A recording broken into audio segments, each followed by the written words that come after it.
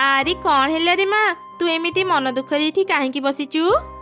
ମା ମା ମତେ ଚୁଡ଼ି ପିନ୍ଧିବାକୁ ଭାରି ଇଚ୍ଛା ହଉଛି। ଓ ଏଇ ଛୋଟ କଥା ପାଇଁ ମନ ଦୁଃଖରେ ବସିଛୁ? ମୁଁ ଏବେ ତୋ ପାଇଁ ସୁନା ଚୁଡ଼ି ଆଣିଦେଉଛି। ନାଇଁ ମା, ସୁନା ଚୁଡ଼ି ମୋ ପାଖରେ ବହୁତ ଅଛି। ମତେ ରଙ୍ଗୀନ ଚୁଡ଼ି ପିନ୍ଧିବାକୁ ଇଚ୍ଛା ହଉଛି। ମୋ ପାଇଁ କିଛି ରଙ୍ଗୀନ ଚୁଡ଼ି ଆଣିଦିଅ ନା ମା। ଆଚ୍ଛା ଠିକ ଅଛି ରେ ମା। ମନ୍ତ୍ରୀ ଯାଅ ବଜାରରୁ ମୋ ଝିଅ ପାଇଁ କିଛି ସୁନ୍ଦର ସୁନ୍ଦର ଚୁଡ଼ି ଆଣିଦିଅ। ଆଜ୍ଞା ରାଣୀ ମା, ମୁଁ ଏବେ ଆଣିଦଉଛି। ଏମିତି କହି ମିଠୁ ବଜାରକୁ ଗଲା, ଆଉ କିଛି ଚୁଡ଼ି କିଣି ଆଣିଲା।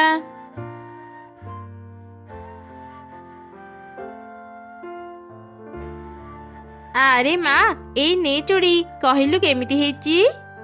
ଏସବୁ କଣ ଚୁଡ଼ି ମା? ଏଥିରେ ତ କିଛି ଡିଜାଇନ ହିଁ ନାହିଁ। ମୁଁ କହିଥିଲି ନା ମତେ ସୁନ୍ଦର ସୁନ୍ଦର ଡିଜାଇନର ଚୁଡ଼ି ଆଣିଦେବା। ଏମିତି ଚୁଡ଼ି ମୁଁ ପିନ୍ଧିବିନି। ଏମିତି କହି ଚିଲ ଛୁଆ ସବୁ ଚୁଡ଼ି ଭାଙ୍ଗିଦେଲା। ଆରେ ତୁ ଏସବୁ କଣ କଲୁ? ଚୁଡ଼ି ଭଲ ଲାଗିଲାନି ବୋଲି କିଏ କଣ ଏମିତି ଭାଙ୍ଗେ? ଏମିତି ଜିନିଷ ନଷ୍ଟ କରିବା ଠିକ ନୁହଁ। ମୁଁ ତୋ ପାଇଁ ଆଉ କିଛି ସୁନ୍ଦର ଚୁଡ଼ି ଆଣିଦେବି। ମୋର ଭୁଲ ହେଇଗଲା ମା, ମୁଁ ଆଉ କେବେ ବି ଜିନିଷ ନଷ୍ଟ କରିବିନି। ଆଚ୍ଛା ଠିକ ଅଛି। ମନ୍ତ୍ରୀ ଯାଅ ଜଙ୍ଗଲରେ ଘୋଷଣା କରିଦିଅ, ଯିଏ ବି ମୋ ଝିଅ ପାଇଁ ସୁନ୍ଦର ସୁନ୍ଦର ଚୁଡ଼ି ତିଆରି କରିଦେବ ମୁଁ ତାକୁ ପୁରସ୍କାରରେ 10ଟି ସ୍ୱର୍ଣ୍ଣ ମୁଦ୍ରା ଦେବି। ଠିକ ଅଛି ରାଣୀ ମା, ମୁଁ ଏବେ ଘୋଷଣା କରିଦେଉଛି। ଶୁଣ ଶୁଣ ଶୁଣ, ଗୋଟେ ଜରୁରୀ ଘୋଷଣା। ଯିଏ ବି ସୁନ୍ଦର ସୁନ୍ଦର ଡିଜାଇନର ଚୁଡ଼ି ତିଆରି କରି ରାଣୀ ମାଙ୍କୁ ଦେଇପାରିବ ତାକୁ ରାଣୀ ମା ପୁରସ୍କାରରେ 10ଟି ସ୍ୱର୍ଣ୍ଣ ମୁଦ୍ରା ଦେବେ। ଯିଏ ବି ପ୍ରତିଯୋଗିତାରେ ଭାଗ ନେବାକୁ ଚାହୁଁଛ ସେମାନେ ଶୀଘ୍ର ଶୀଘ୍ର ନିଜ କାମରେ ଲାଗି ପଡ, ଆଉ ବେଶୀ ସମୟ ନାହିଁ। ମୁଁ ଏ ପ୍ରତିଯୋଗିତାରେ ନିଶ୍ଚୟ ଭାଗ ନେବି, ଆଉ ସେ 10ଟି ସ୍ୱର୍ଣ୍ଣ ମୁଦ୍ରା ପୁରସ୍କାରରେ ଜିତିବି। ଏବେ ମୁଁ ମୋ ଘରକୁ ଯାଏ। ଜାଣିଛୁ ସାଙ୍ଗ, ମୋ ମା ବହୁତ ଭଲ ଭଲ ଚୁଡ଼ି ତିଆରି କରିପାରନ୍ତି। ଏକଥା ମୁଁ ଶୀଘ୍ର ଯାଇ ମାଙ୍କୁ କୁହେ, ସେ ପ୍ରତିଯୋଗିତାରେ ଭାଗ ନେଲେ ନା ନିଶ୍ଚୟ ଜିତିବେ। ଚଢ଼େଇ ଛୁଆ ଶୀଘ୍ର ତା ଘରକୁ ଗଲା, ଆଉ ତାର ମାକୁ ସବୁ ଘଟଣା କହିଲା। ସବୁ ତ ବୁଝିଲି ରେ ମା, କିନ୍ତୁ ଆମ ଚୁଡ଼ି କଣ ରାଜକୁମାରୀଙ୍କୁ ଭଲ ଲାଗିବ? ନିଶ୍ଚୟ ଭଲ ଲାଗିବ ମା, ଚିନ୍ତା କରନି। ତୁମେ ଆତ୍ମବିଶ୍ୱାସର ସହ ଚୁଡ଼ି ତିଆରି କର, ଦେଖିବ ରାଜକୁମାରୀଙ୍କ ସହ ସମସ୍ତଙ୍କୁ ତୁମ ଚୁଡ଼ି ଭଲ ଲାଗିବ। ମା, ମୁଁ ବି ତୁମକୁ ଚୁଡ଼ି ତିଆରି କରିବାରେ ସାହାଯ୍ୟ କରିବି। ଆଚ୍ଛା ଠିକ ଅଛି ରେ ମା, ଚାଲ ଆଗ ଆମେ ବଜାରକୁ ଯାଇ ଚୁଡ଼ି ତିଆରି କରିବା ଜିନିଷ ନେଇ ଆସିବା। ତାହେଲେ ଆମେ ଖୁବ ଶୀଘ୍ର ସୁନ୍ଦର ଡିଜାଇନର ଚୁଡ଼ି ତିଆରି କରିପାରିବା।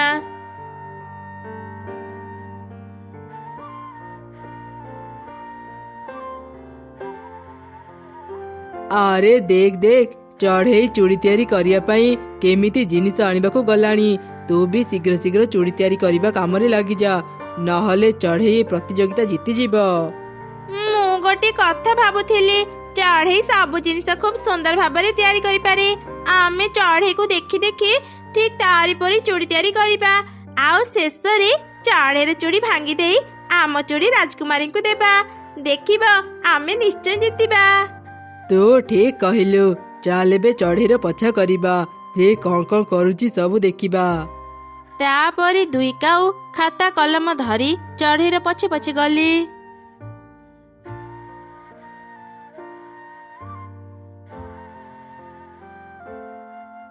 ଆରେ ଦେଖ ଦେଖ, ଚଢ଼େଇ ସେ ଦୋକାନରୁ ଚୁଡ଼ି ତିଆରି କରିବା ସବୁ ଜିନିଷ କିଣୁଛି। ସେ କଣ କଣ ସବୁ କିଣୁଛି ମୁଁ କହୁଛି, ତୁମେ ଲେଖ। ଆଚ୍ଛା ଆଚ୍ଛା, ତୁ ଡାକେ, ମୁଁ ସବୁ ଲେଖୁଛି। ଏମିତି ଦୁଇ କାଉ ଚଢ଼େଇ କଣ କଣ କିଣୁଛି ସବୁ ଲେଖିଲେ। ସେପଟେ ଚଢ଼େଇ ସବୁ ଜିନିଷ କିଣି ନିଜ ଘରକୁ ଗଲା। ସେପଟେ ଦେଖ, ଚଢ଼େଇ ତା ଘରକୁ ଯାଉଛି, ତୁମେ ତା ପଛେ ପଛେ ଯାଅ, ଆଉ ଦେଖ ସେ କେମିତି ଚୁଡ଼ି ତିଆରି କରୁଛି। ମୁଁ ଦୋକାନରୁ ସବୁ ଜିନିଷ କିଣି ଏବେ ଘରକୁ ଯିବି। ଆଚ୍ଛା ଠିକ ଅଛି। ତାପରେ କାଉ ଚଢ଼େଇର ପଛେ ପଛେ ଗଲା।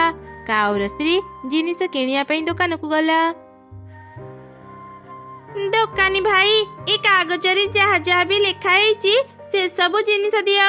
କିଛି ସମୟ ଆଗରୁ ଚଢ଼େଇ ସବୁ ଜିନିଷ ମୋ ଦୋକାନରୁ ନେଲା।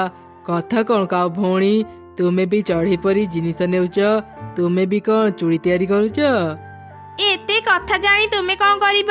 ମୋର ଡେରି ହଉଛି, ଶୀଘ୍ର ଶୀଘ୍ର ମତେ ଜିନିଷ ଦିଅ, ମୁଁ ଘରକୁ ଯିବି। ଆଚ୍ଛା ଠିକ ଅଛି କାଉ ଭଉଣୀ, ଆଉ ରାଗନି, ମୁଁ ଏବେ ସବୁ ଜିନିଷ ଆଣିଦେଉଛି। କାଉର ସ୍ତ୍ରୀ ସବୁ ଜିନିଷ କିଣି ଘରକୁ ଗଲା। ସେପଟେ କାଉ ଚଢ଼େଇ କେମିତି ଚୁଡ଼ି ତିଆରି କରୁଛି ଲୁଚି ଲୁଚି ସବୁ ଦେଖୁଥିଲା। ଚୁଡ଼ି ତିଆରି ତ ହେଇଗଲା। କହିଲୁ ମା, ମୁଁ ଚୁଡ଼ିରେ କୋଉ ଡିଜାଇନ ବନେଇବି? ମା, ତୁମେ ଚୁଡ଼ିରେ ଫୁଲର ଡିଜାଇନ ବନାଅ, ଦେଖିବ ଆମ ଚୁଡ଼ି ଖୁବ ସୁନ୍ଦର ଦେଖାଯିବ। ଚଢ଼େଇ ସବୁ ଚୁଡ଼ିରେ ସୁନ୍ଦର ସୁନ୍ଦର ଫୁଲର ଡିଜାଇନ କଲା। ଏମିତି କିଛି ସମୟ ବିତିଗଲା। ଚଢ଼େଇ ସବୁ ଚୁଡ଼ି ତିଆରି କରିଦେଲା। ଆରେ ମା, ଚୁଡ଼ି ତିଆରି ସରିଗଲା। ଆଜି ରାତି ଆମେ ସବୁ ଚୁଡ଼ି ଏମିତି ରଖିଦେଇଥିବା, ସକାଳେ ଏସବୁ ନେଇ ରାଜପ୍ରସାଦକୁ ଯିବା। ଆଚ୍ଛା ଠିକ ଅଛି ମା। ଏଇ ତ ସୁଯୋଗ ମିଳିଗଲା। ଏବେ ମୁଁ ଚଢ଼େଇର କିଛି ଚୁଡ଼ି ନେଇ ମୋ ଘରକୁ ଯାଏ। ଏମିତି କହି କାଉ ଚଢ଼େଇର ଚୁଡ଼ି ଚୋରି କରି ନିଜ ଘରକୁ ନେଇଗଲା।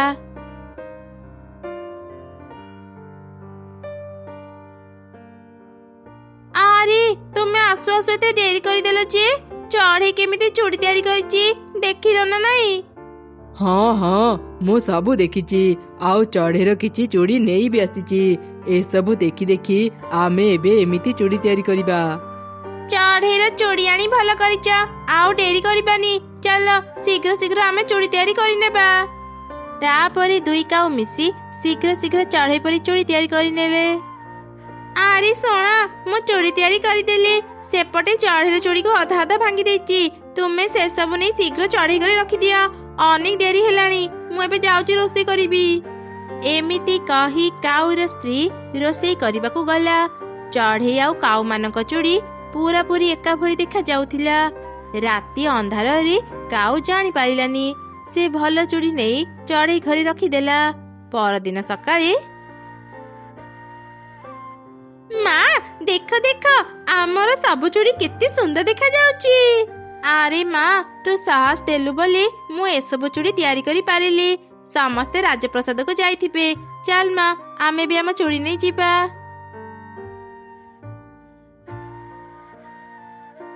ଆରେ ମା, ଭଲ କରି ଦେଖିକି କହ, କୋଉ ଚୁଡ଼ି ତତେ ବେଶୀ ଭଲ ଲାଗୁଛି? ଏ ସବୁ ଚୁଡ଼ିରେ ଭଲ ଡିଜାଇନ ହେଇନି। ସେପଟେ ଯୋଉ ଦୁଇ ଚୁଡ଼ି ଅଛି, ସେସବୁ ଚୁଡ଼ିର ଡିଜାଇନ ମତେ ଭଲ ଲାଗୁଛି। ମୁଁ ସେସବୁ ନେବି। ଏଠି ତ ଦୁଇ ଚୁଡ଼ିର ଚୁଡ଼ି ପୁରାପୁରି ଏକା ଭଳି ଦେଖା ଯାଉଛି। ତୁ କୋଉଟା ନେବୁ? ମୁଁ ସବୁ ଚୁଡ଼ିକୁ ଆଗ ଭଲ ଭାବରେ ଦେଖେ।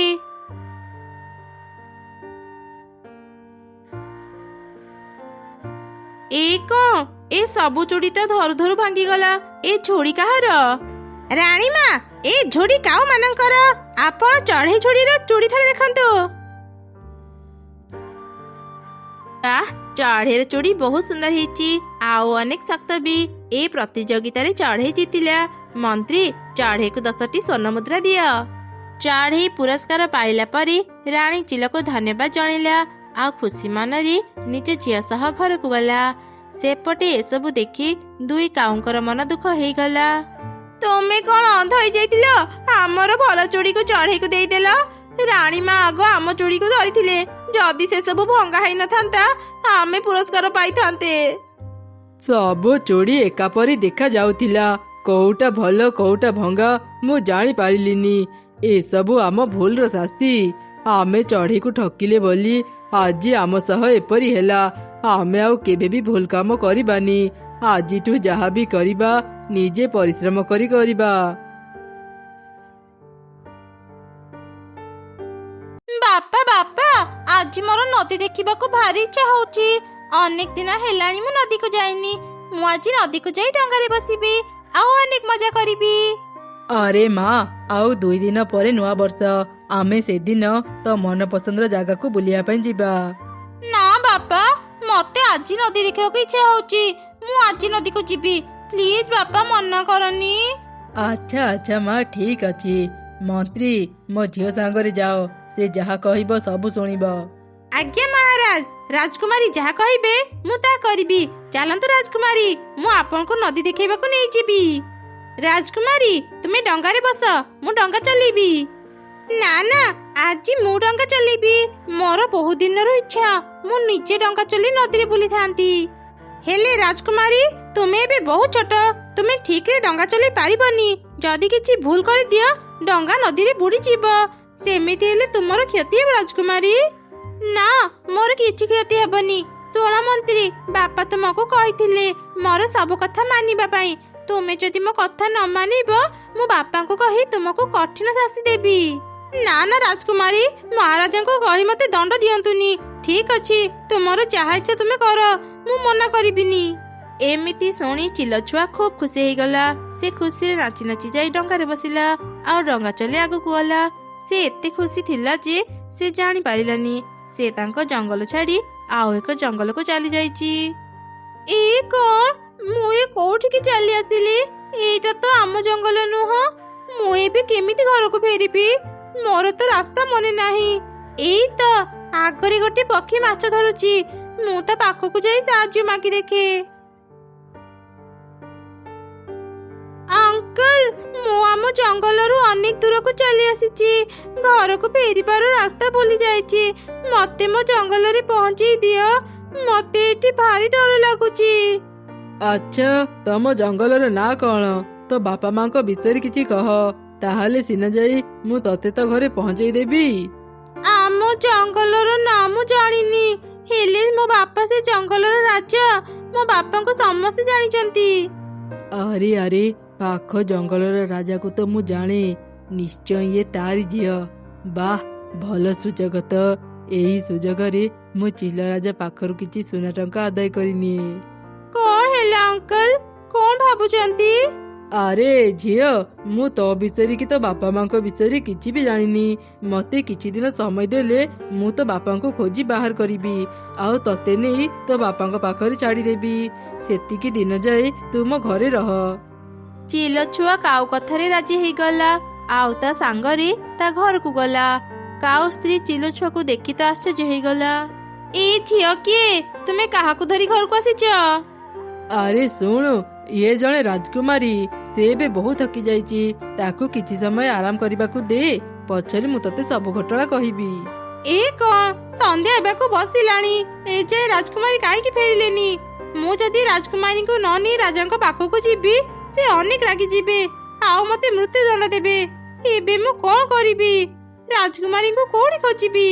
ଆଉ କିଛି ସମୟ ଅପେକ୍ଷା କରି ଦେଖେ, ତାପରେ ମୁଁ ରାଜାଙ୍କ ପାଖକୁ ଯାଇ ତାଙ୍କୁ ସବୁ ସତ କଥା କହିଦେବି। ଯାହା ମୋ ଭାଗ୍ୟରେ ଥିବ ସେଇଆ ହେବ। ଏମିତି ମିଟୁ ଅନେକ ସମୟ ଯାଏଁ ଅପେକ୍ଷା କଲା। ସନ୍ଧ୍ୟାରୁ ରାତି ହେଇଗଲା, ହେଲେ ଚିଲଛୁଆ ଫେରିଲାନି। ଏସବୁ ଦେଖି ମିଟୁ ରାଜା ଚିଲ ପାଖକୁ ଗଲା ଆଉ ତାକୁ ସବୁ ଘଟଣା କହିଲା। କଣ ହେଲା? ତୁ ମୋ ଝିଅକୁ ନଦୀରେ ହଜେଇ ଦେଇଛୁ? କଣ ପାଇଁ ତାକୁ ଏକୁଟିଆ ନଦୀକୁ ପଠଉଥିଲୁ? ଏବେ ସେ ବହୁତ ଛୋଟ, ସେ କଣ ନଦୀରେ ଡଙ୍ଗା ଚଲେଇ ପାରିବ?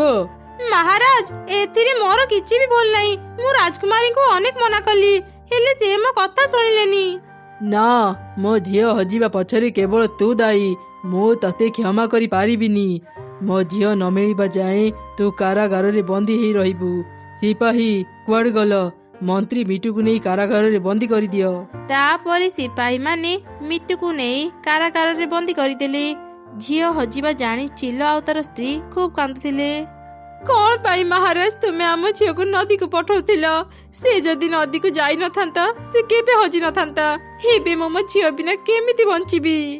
ଚିନ୍ତା କରନି ରାଣୀ, ମୁଁ କାଲି ସକାଳେ ସେନାପତିଙ୍କୁ ପୁରା ନଦୀ ଖୋଜିବାକୁ ପଠେଇବି। ଆମ ଝିଅ ଯୋଉଠି ବି ଥିବ ଆମକୁ ମିଳିଯିବ। ଏମିତି ସେ ରାତି ବିତିଗଲା। ପରଦିନ ସକାଳେ କାଉ ରାଜା ଚିଲ ପାଖକୁ ଆସିଲା। କିଏ କିଏ ତୁ ପକ୍ଷୀ? ମୁଁ ତତେ ତ ଏଇ ଜଙ୍ଗଲରେ ଆଗରୁ ଦେଖିନି। ମହାରାଜ, ମୁଁ ଆପଣଙ୍କ ଜଙ୍ଗଲରେ ନୁହଁ, ମୁଁ ପାଖ ଜଙ୍ଗଲରୁ ଗୋଟେ ଜରୁରୀ କଥା ନେଇ ଆପଣଙ୍କ ପାଖକୁ ଆସିଛି। କଣ ଜରୁରୀ କଥା? ମତେ ଶୀଘ୍ର କହ। ମହାରାଜ, ଆପଣଙ୍କ ଝିଅ ହଜିନି। ଆମ ଜଙ୍ଗଲର ଗୋଟେ ତାନ୍ତ୍ରିକ ଆପଣଙ୍କ ଝିଅକୁ ବନ୍ଦୀ କରି ରଖିଛି। ସେ କହୁଥିଲା ଆପଣ ତାକୁ ଗୋଟେ ବ୍ୟାଗ ସୁନା ଟଙ୍କା ଦେଲେ ସେ ଆପଣଙ୍କ ଝିଅକୁ ଛାଡ଼ିଦେବ, ନହେଲେ ସେ ରାଜକୁମାରୀଙ୍କୁ ବଳି ଦେଇଦେବ। ସେ ଏକଥା କେବଳ ମତେ ହିଁ କହି ଏଠାକୁ ପଠେଇଛି। ନା ନା, ମୁଁ ମୋ ଝିଅର କିଛି କ୍ଷତି ହେବାକୁ ଦେବିନି। ସେନାପତି, କାଉକୁ ଗୋଟେ ବ୍ୟାଗ ସୁନା ଟଙ୍କା ଦିଅ। କାଉ, ତୁ ଏସବୁ ନେଇଯା ଆଉ ଖୁବ୍ ଶୀଘ୍ର ମୋ ଝିଅକୁ ମୋ ପାଖରେ ପହଞ୍ଚେଇ ଦେ। ହଁ ହଁ ମହାରାଜ, ମୁଁ ଶୀଘ୍ର ଆପଣଙ୍କ ଝିଅକୁ ନେଇ ଆସିବି। ରାଜକୁମାରୀ, ତୁମେ କାହା ଝିଅ? କାଉମାନେ ତୁମକୁ ବନ୍ଦୀ କରି କାହିଁକି ରଖିଛନ୍ତି? ଚିଲ ଛୁଆ ଚଢ଼େଇକୁ ସବୁ ଘଟଣା କହିଲା। ତା ମାନେ ତୁମେ ଜାଣିନ କାଉମାନେ ତୁମକୁ ଏଠି ବନ୍ଦୀ କରି ରଖିଛନ୍ତି ଆଉ ତୁମ ନାଁରେ ରାଜାଙ୍କୁ ମିଛ କହି ତାଙ୍କଠୁ ସୁନା ଟଙ୍କା ଆଦାୟ କରୁଛନ୍ତି। ମୁଁ ତୁମ ବାପାଙ୍କୁ ଚିହ୍ନିଛି। ଚାଲ ରାଜକୁମାରୀ, ମୁଁ ତୁମକୁ ନେଇ ତୁମ ବାପାଙ୍କ ପାଖରେ ପହଞ୍ଚେଇ ଦେବି। ତାପରେ ଚଢ଼େଇ ଚିଲ ଛୁଆକୁ ଧରି ରାଜା ଚିଲ ପାଖକୁ ଗଲା। ଝିଅକୁ ଦେଖି ରାଜାରାଣୀ ଖୁବ୍ ଖୁସି ହେଇଗଲେ। ଚିଲ ଛୁଆ ଆଉ ଚଢ଼େଇ ରାଜାକୁ ସବୁ ଘଟଣା କହିଲେ। ବାପା ବାପା, ମୋର ଭୁଲ ହେଇଗଲା, ମତେ କ୍ଷମା କରିଦିଅ। ମନ୍ତ୍ରୀଙ୍କ କଥା ନ ମାନି ମୁଁ ଏକା ଏକା ଡଙ୍ଗା ଧରି ଚାଲିଗଲି, ଯୋଉଥିପାଇଁ ମୁଁ ହଜିଗଲି। ମାରେ, ତୁ ହଜିବା ପରେ ମୁଁ ରାଗରେ ମନ୍ତ୍ରୀକୁ କାରାଗାରରେ ବନ୍ଦୀ କରିଦେଇଥିଲି। ମୁଁ ଖୁବ୍ ଶୀଘ୍ର ମନ୍ତ୍ରୀକୁ କାରାଗାରରୁ ମୁକ୍ତ କରିଦେବି ଆଉ ସେ ଦୁଷ୍ଟ କାଉମାନଙ୍କୁ ଉଚିତ ଶିକ୍ଷା ଦେବି। ତାର ଏତେ ସାହସ, ସେ ମୋ ଝିଅକୁ ତା ଘରେ ବନ୍ଦୀ କରି ମିଛ କହି ମୋଠୁ ସୁନା ଟଙ୍କା ଆଦାୟ କରୁଛି। ମୁଁ ତାକୁ ଛାଡ଼ିବିନି। ସିପାହୀ, ଶୀଘ୍ର ଯାଅ, ସେ ଦୁଷ୍ଟ କାଉମାନଙ୍କୁ ବନ୍ଦୀ କରି ନେଇ ଆସ। ଆଉ ହଁ, ମନ୍ତ୍ରୀ ମିଟୁକୁ କାରାଗାରରୁ ମୁକ୍ତ କର। ସିପାହୀ ମାନେ ମିଟୁକୁ କାରାଗାରରୁ ମୁକ୍ତ କରିଦେଲେ। ରାଜା ଚିଲ ତାକୁ କ୍ଷମା ମାଗିଲା। ତାପରେ ସେମାନେ କାଉମାନଙ୍କୁ ଖୋଜିବା ପାଇଁ ଗଲେ ଆଉ ତାଙ୍କୁ ବନ୍ଦୀ କରି ରାଜପ୍ରସାଦକୁ ନେଇ ଆସିଲେ। ମହାରାଜ, ଆମକୁ କାହିଁକି ବନ୍ଦୀ କରି ଆଣିଲେ? ଆମେ ତ କିଛି ବି ଭୁଲ କରିନୁ। ଚୁପ୍ କର ଦୁଷ୍ଟ ପକ୍ଷୀ, ମୁଁ ତୋର ଆଉ ମିଛ କଥା ଶୁଣିବାକୁ ଚାହୁଁନି। ଚଢ଼େଇ ମତେ ସବୁ କଥା କହିଛି ଆଉ ମୋ ଝିଅକୁ ବି ନେଇ ଆସିଛି। ମତେ ମିଛ କହି ମୋଠୁ ଯୋଉ ସୁନା ଟଙ୍କା ନେଇଥିଲୁ ଶୀଘ୍ର ଫେରା, ନହେଲେ ମୁଁ ତ ମୁଣ୍ଡ କାଟିଦେବି। ମୋର ଭୁଲ ହେଇଗଲା ମହାରାଜ, ମତେ କ୍ଷମା କରିଦିଅନ୍ତୁ। ମୁଁ ଏବେ ସବୁ ସୁନା ଟଙ୍କା ନେଇ ଆସୁଛି। କାଉ ଶୀଘ୍ର ଯାଇ ସବୁ ସୁନା ଟଙ୍କା ଆଣି ରାଜାଙ୍କୁ ଦେଲା। ଚଢ଼େଇ, ତୋ ପାଇଁ ମୁଁ ମୋ ଝିଅକୁ ଫେରି ପାଇଲି। ଏ ସବୁ ସୁନା ଟଙ୍କା ଆଜିଠୁ ତୋର। ମୁଁ ତତେ ପୁରସ୍କାର ଦେଉଛି, ଏଇ ନେ। ମହାରାଜ, ଆମକୁ କ୍ଷମା କରିଦିଅନ୍ତୁ। ଲୋଭରେ ପଡ଼ି ଆମେ ବହୁତ ବଡ଼ ଭୁଲ କରିଦେଲୁ। ଏଇ ଥରକ ଆମକୁ କ୍ଷମା କରିଦିଅନ୍ତୁ। ଆମେ ଏଭଳି ଭୁଲ ଆଉ କେବେ କରିବୁନି। ମହାରାଜ, ଏଇ ଥରକ କାଉମାନଙ୍କୁ କ୍ଷମା କରିଦିଅନ୍ତୁ। ସେମାନେ ନିଜ ଭୁଲ ବୁଝି ସାରିଲେଣି। ଏମିତିରେ ବି ଆଜି ନୂଆ ବର୍ଷ, ରାଜକୁମାରୀ ଘରକୁ ଫେରି ଆସିଛନ୍ତି। ଆପଣ ଖୁସିରେ ଆଜି ନୂଆ ବର୍ଷ ପାଳନ କରନ୍ତୁ। ଠିକ ଅଛି ଚଢ଼େଇ, ମୁଁ ଆଜି ତୋ ପାଇଁ ଏ କାଉମାନଙ୍କୁ ଛାଡ଼ି ଦଉଛି। ଶୁଣ ତମେ ମାନେ, ମୁଁ ତମମାନଙ୍କୁ ବଦଳିବା ପାଇଁ ଗୋଟେ ସୁଯୋଗ ଦେଉଛି। ସେନାପତି, ଯାଅ ଭୋଜିର ବ୍ୟବସ୍ଥା କର। ମୁଁ ଆଜି ସମସ୍ତଙ୍କ ସହ ମିଶି ନୂଆ ବର୍ଷ ପାଳନ କରିବି। ତାପରେ ରାଜା ଚିଲ ଆଦେଶରେ ଭୋଜିର ବ୍ୟବସ୍ଥା କରାଗଲା। ସମସ୍ତେ ରାଜପ୍ରସାଦକୁ ଆସିଲେ ଆଉ ଖୁସିରେ ନୂଆ ବର୍ଷ ପାଳନ କଲେ।